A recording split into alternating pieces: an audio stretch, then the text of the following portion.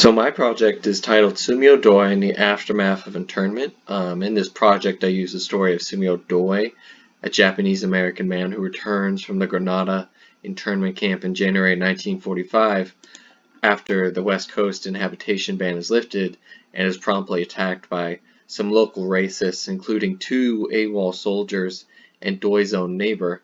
And I use it to discuss and question how the greatest generation treated minorities in horrific incidents such as this.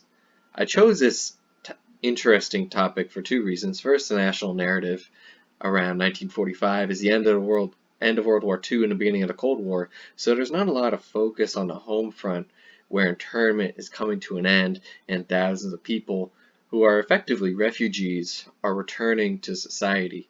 These people were not treated kindly and were abandoned by their government after losing their lives and having to start over almost 5 years later. The Greatest Generation were not given that name because of their protections over Japanese Americans. Second, the relationship between white Americans and people of color is a contentious topic, even more so now than when I began working on this project.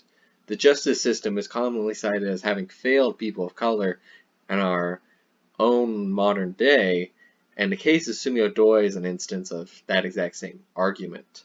My major features of the site are a timeline, seen here, and a textual analysis section which uses Buoyant, textual analysis software to discuss how newspapers are discussing the attack. I use newspapers such as the Washington Post, Los Angeles Times, Chicago Tribune, and even more local ones such as Sacramento Bee or the San Francisco Chronicle. My core audience are history enthusiasts who are interested in internment, World War II, Asian American history, and so on. People of that group would be interested and more familiar with modern scholarship trending towards exploring unexplored stories which contrast with the traditional narrative. I also incorporate my project on teaching history in case any of those people in my core audience were history teachers, which isn't exactly improbable.